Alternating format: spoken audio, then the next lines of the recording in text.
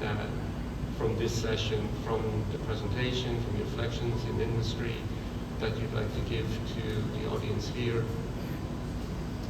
So we, from our point of view, if I may start, then it'll be prepare yourself. People come first, then comes process, and then technology. Technology is probably the easiest part in today's day and age. Where you go, most of that, you just need a clear plan. You need to share it with your team, you need to figure out what you want. Yes, to be prepared to commit and apply sufficient resources to it, where your day-to-day business still needs to go on. At the end of the day, you will end up finding that you've transformed your business and hopefully make life easier for everybody. I think Owen touched on this a little bit earlier, but especially as we've made a shift from perpetual licenses to recurring licenses, I would say always focus on time to value.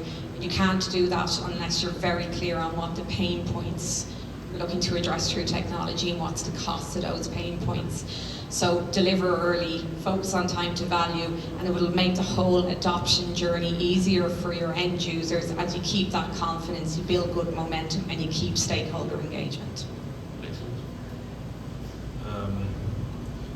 Yeah, I think a really important point here is labour, right? It's going to be a huge issue for us going forward. Or FDI, foreign investment, soaking up the best of what's out there. So from an SME sector, we don't have those really good people that maybe would have existed 25 years ago.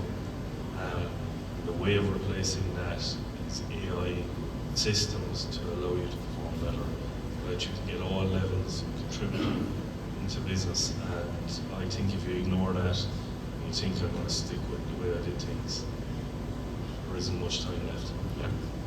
Great. Listen, thank you to the panel.